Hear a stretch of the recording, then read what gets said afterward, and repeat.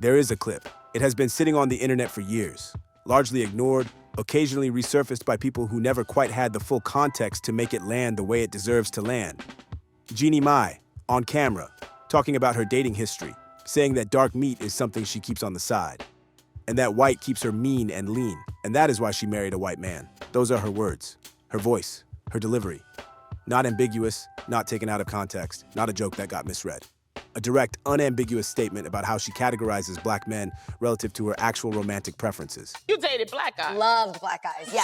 Yeah, I did. But for me, dark meat on the side, white keeps me mean and lean, you know? That's why I married white. Yeah, that's what I like. Hold up! That clip just became the center of a story that has the internet absolutely losing its mind. Because according to what the streets are saying, Anderson Paak caught wind of that clip, and of a much broader pattern of behavior that multiple people from Jeannie's past have now come forward to describe. And he wasted exactly 0 time distancing himself. The most fulfilling love story she has ever known, as she described it on TikTok just weeks ago, is reportedly already over. And the reason it is over is the reason everyone should have been asking about from the moment this relationship started. To let her go, bruh. So all the text and nasty things she was saying about black men, throwing her around the R and all that stuff. Nah, miss me with that bull. Jeannie Mai has spent years building a public image as a woman who loves deeply and gets her heart broken. She talked about Jeezy like he was the man God designed specifically for her. 8-hour first dates and salsa dancing and the most vulnerable conversation of her life. She cried on television about the divorce.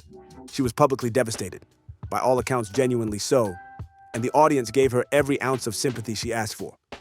But according to insiders who have been talking to anyone who will listen, the full story of why Jeezy left and why Anderson apparently followed suit is not the story Jeannie has been telling. So what I'm gonna do is I'm gonna write my list. Yeah. And I'm gonna forgive. Yeah. But I'm not gonna forget. But see, I'm looking in your eyes and I'm not really buying that. I'm gonna forgive, but I'm not gonna forget. The streets are saying Jeezy reached out to Anderson directly. That before the relationship between Anderson and Jeannie got serious, Jeezy made contact and told him to watch his back. That the picture Jeezy painted of who Jeannie actually is behind the warmth and the vulnerability and the television persona was specific enough that Anderson could not unhear it.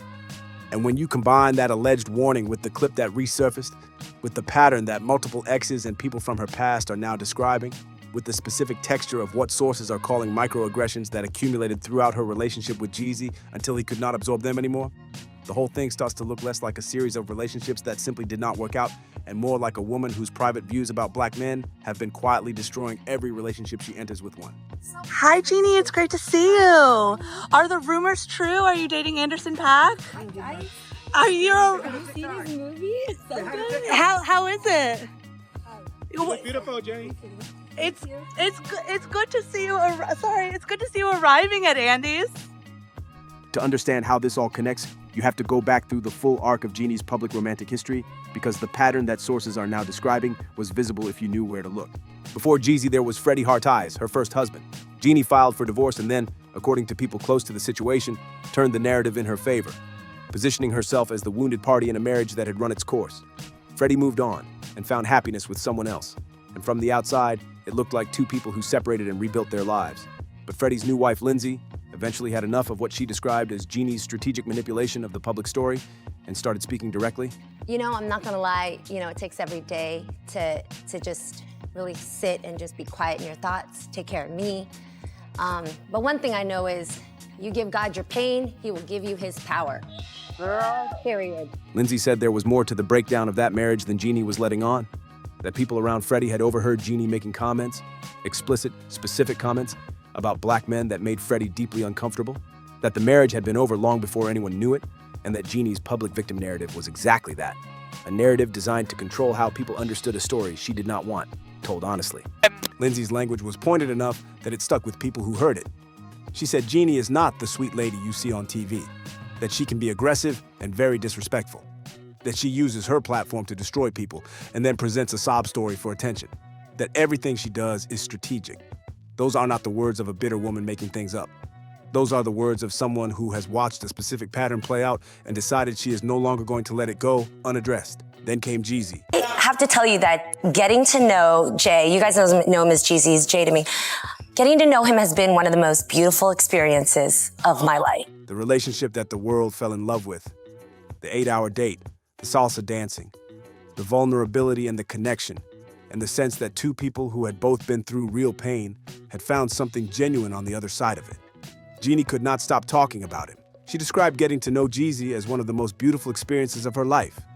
She said he made her feel safe in a way she had never felt before. She changed her position on marriage. She changed her position on having children. She went through IVF. She gave him Monaco. And then Jeezy filed for divorce, and in the interviews that followed, he said something that has been rattling around in the cultural conversation ever since. He said that at 46 years old, he could not honestly tell the world that he had ever experienced love. Not just that the marriage had not worked, but that the specific thing love is supposed to be, unconditional and real and present in the way that changes you, was something he could not say he had experienced. Sources have been saying since shortly after that statement that the subtext of it was Jeannie. Walk in, I sit down, and 4 hours later, we shut down the sushi restaurant. We had the most amazing deep talk about our greatest lessons in life, our greatest mistakes.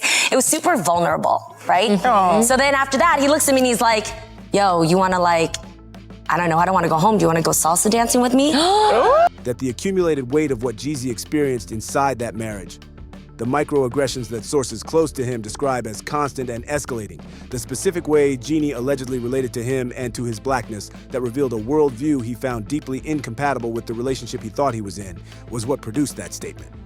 That when he said he had never experienced love, he was specifically describing the experience of being loved by a woman whose private views about men who look like him did not match the love story she was publicly performing. And the clip is the piece of evidence that everything else snaps into place around.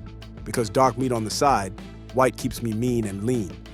That is not a throwaway comment from decades ago that a different person made in a different time. That is a window into how Jeannie Mai categorizes black men. Not as partners, not as equals, as something you have on the side, while your actual preference, the one that keeps you right, is somewhere else. And the fact that she has spent her post-divorce public life talking about how deeply she loved Jeezy, how devastated she was when he left, how committed she was to the marriage, while that clip sits in the historical record available for anyone to find, creates a dissonance that is very difficult to explain away. People are now going back through every interview she gave during the marriage and watching it through a different lens. The comments that read as affectionate and slightly condescending at the time. The specific way she talked about Jeezy's background and his journey in terms that felt more like fascination than partnership. The moments where the framing of who he was relative to who she was felt subtly imbalanced in ways that were easy to overlook when you were watching a couple who appeared to be in love. None of it looked alarming in isolation. In context, people are saying it looks like a pattern. And Anderson Paak, by all accounts a man who does his research and asks questions before he commits, apparently started doing that research. The streets are saying he heard things. From Jeezy directly, according to insiders. From other people who had been around Jeannie and had their own observations to share. And from the clip itself, which once you have seen it, does not leave your head easily. The timeline of how the Anderson situation developed makes the reported ending hit harder. He and Jeannie had been moving low-key for months. Anderson had filed for divorce from his wife, Jalen, a move that sources have connected to his developing involvement with Jeannie, which means whatever was happening between them was significant enough for him to restructure his entire personal life around it. They were spotted kissing in public. They attended events together.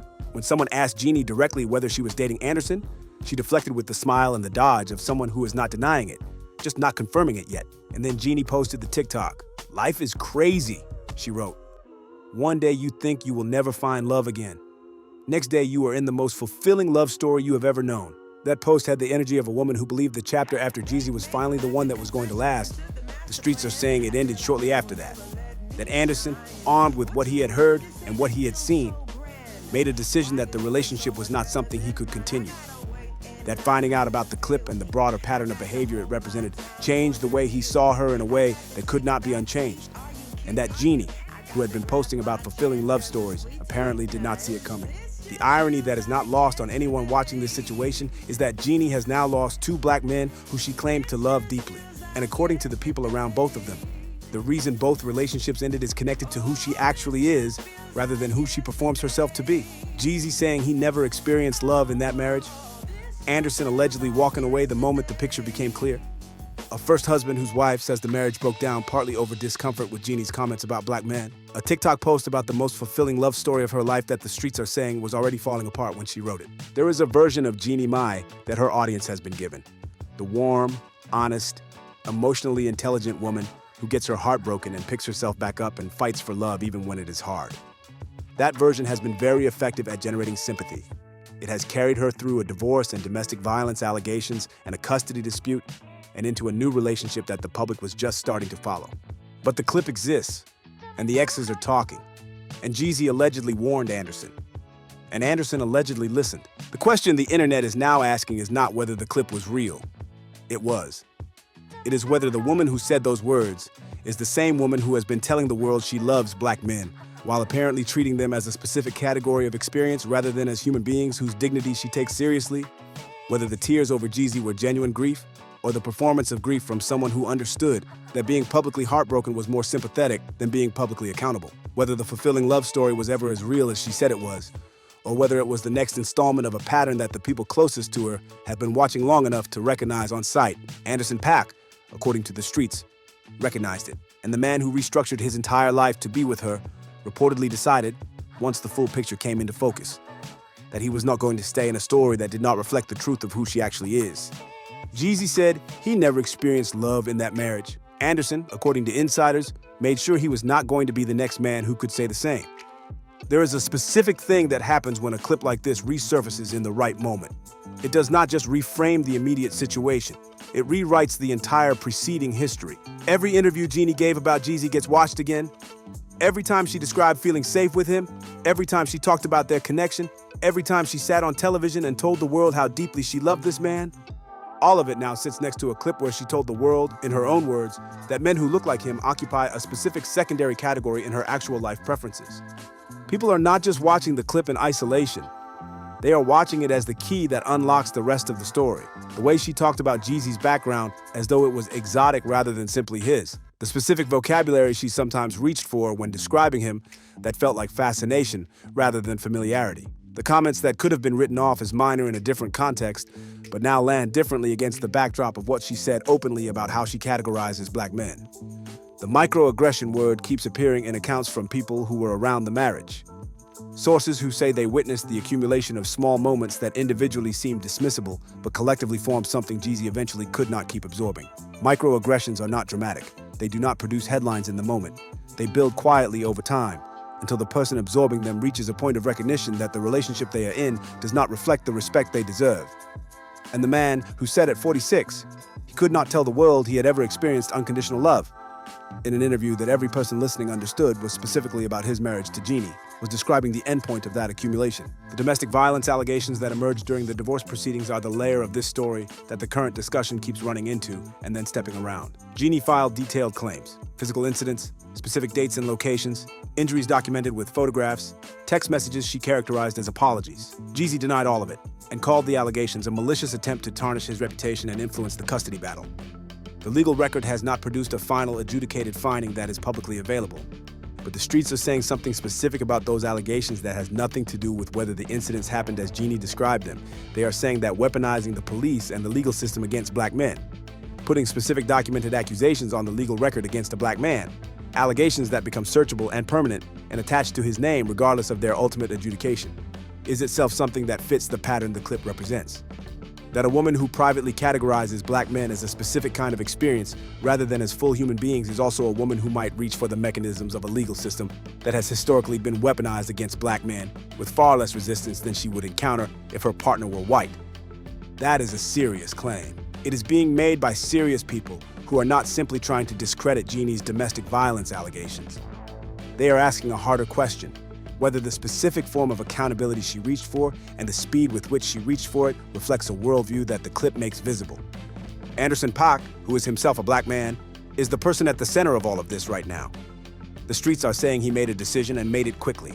That once the information was in front of him, the clip, the pattern, the accounts from people around Jeezy, whatever Jeezy allegedly said directly, he did not need a long time to process it. The relationship that had been building quietly, that Jeannie had been publicly celebrating as the love story she never thought she would find again, was apparently not survivable once he had the full picture. Whether Jeannie saw that end coming is a question that her public behavior before it does not help answer. She was posting about fulfilling love stories. She was moving with the energy of someone who had found something real. She was not behaving like a woman who understood that the ground was about to drop out. Either she did not know the clip had been circulating in the circles Anderson was talking to, or she knew and believed she had enough goodwill to survive it. The internet is suggesting she was wrong about the second possibility and oblivious about the first. What comes next for Jeannie is genuinely unclear. She has not addressed the clip, the allegations about her views on black men, or the reported breakup directly. She has the option of staying silent and letting the cycle run its course, which is a strategy that sometimes works and sometimes simply delays a reckoning. She has the option of addressing it head-on, which would require a level of accountability about specific things she said in her own words that would be difficult to execute convincingly. And she has the option of continuing to post about healing and love and her journey, which is her established mode, and which will be received very differently by a significant portion of her audience now than it would have been 3 weeks ago. The clip does not go away. The exes have spoken. The streets have told the story, and the question of who Jeannie Mai actually is, not the television personality, not the woman who cried about her divorce, not the woman who posted about fulfilling love stories, is now a question that a lot of people are sitting with in a way they were not before. The specific cruelty of this moment for Jeannie is that it is dismantling the one narrative she has most relied on to generate public sympathy. The narrative of a woman who loves hard and gets hurt, who gives everything and has it taken from her, who picks herself back up and tries again. That narrative works because it positions her permanently as the person things are done to rather than the person doing things. It requires her to be the wounded party in every chapter. And the clip, her own words, in her own voice, describing her actual preferences, is the piece of evidence that makes it very difficult to maintain that positioning going forward. You cannot be the woman who loved Jeezy deeply and got her heart broken by him, while also being the woman on tape talking about black men as dark meat you keep on the side. Those two identities do not coexist cleanly. And the audience that gave her the benefit of the doubt through the divorce, through the allegations, through the custody dispute, that audience is now being asked to hold both of those things at once. Many of them are finding they cannot. The people who are defending her are pointing to the age of the clip, to the possibility that she has grown and changed, to the unfairness of reducing a complex person to a single statement from their past. Those are not unreasonable points. People do grow. Context matters. A single clip does not capture a full human being, but multiple exes describing the same pattern. A first husband, whose wife says the marriage broke down over discomfort with her views. Jeezy saying he never experienced unconditional love in their marriage. Anderson allegedly walking away the moment the full picture came into view. The clip is not standing alone. It is standing at the front of a line of evidence that describes a consistent orientation, not a single youthful mistake.